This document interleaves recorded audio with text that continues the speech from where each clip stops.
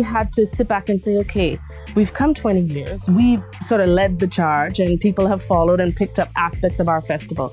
Where do we go now? If we want to, stand the test of time and go to the next level, we have to recreate ourselves and we have to rejuvenate ourselves. And when we sort of dissected all of the elements, the new crux and the new essence that was coming forward was the showcasing of our local people and the elevating of our local people and making this jazz festival the platform for our local people to have the exposure internationally. And that was the new element that was coming forward. We felt that St Lucia as a destination, as a people, had extensive talent, beauty, quality that we wanted to showcase. And, in various art forms, and then not just to limit it to music.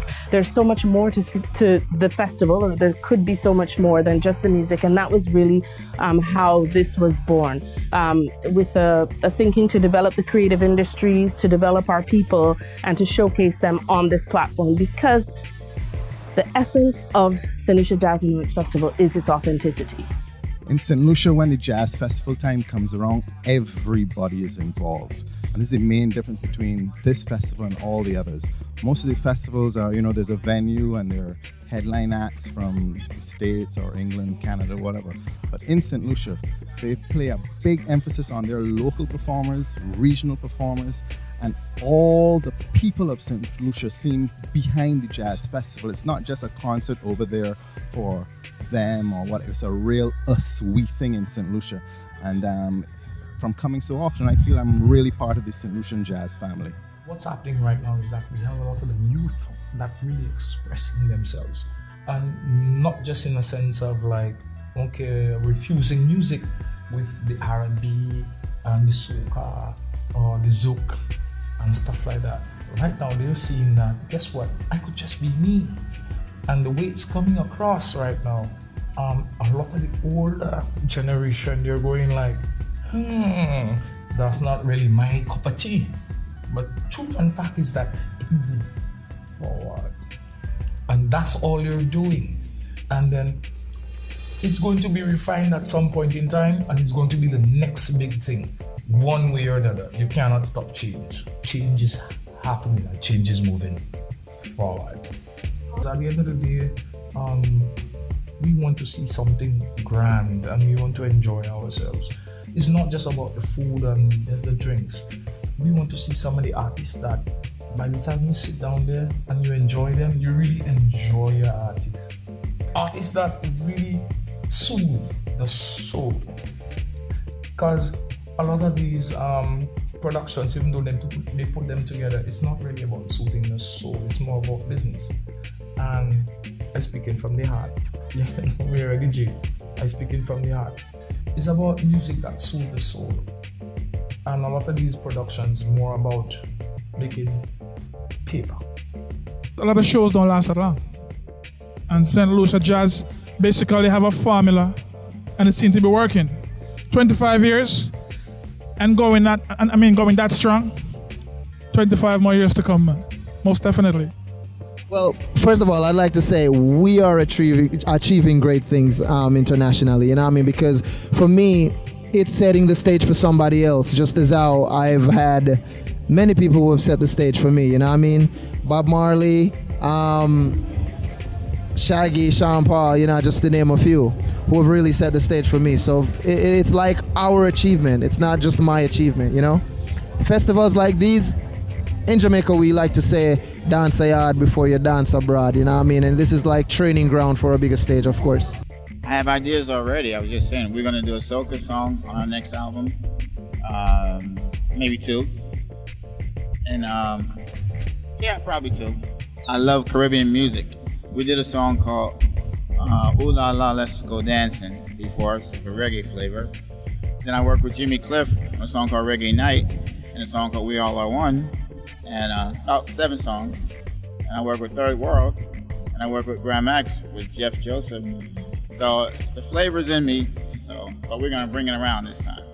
I believe the biggest way the festival has helped to develop local artists is by providing them with an opportunity to witness international acts performing.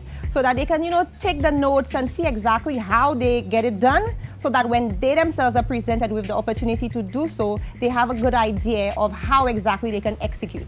It would be really amazing if not only could it be about St. Lucian artists, but we could see some regional integration, as well as get the national acts and the regional acts involved a lot more with the international acts, because we travel all the time and we meet international acts, and they want to be able to at least provide a certain level of mentorship, and we should give them the opportunity to be able to do that.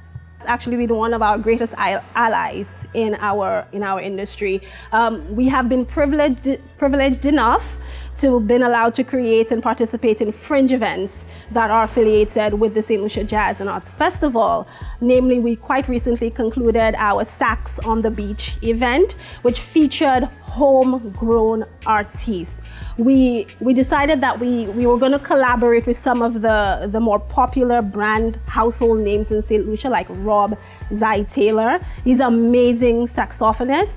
We were able to identify and really highlight some of the lesser known individuals that are able to hold their own. I mean, I remember listening to a young set of musical professionals, Dynamics Band. These guys, if I do say so myself, knock my socks off.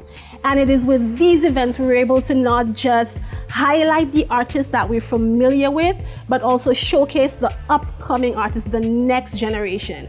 And we would not have been able to do that without collaborating with the St. Lucia Tourist Board and the local artists themselves. So they've played a fantastic and key role in allowing us to showcase what the island of St. Lucia really has to offer. There was never a resistance to the fact that there should be a fringe, that the rest of the community should be involved. Perhaps that started with activities like Jazz on the Square, bringing the festival into the middle of the city. It also was heavily influenced by the opening of the Jazz Festival, which was traditionally at Marsha, in Phillip Park, which also brought it down into the community. I think many musicians and artists look forward to the St. Lucia Jazz and Arts Festival because it really provides an opportunity for us to showcase our talents to the many tourists who are coming here.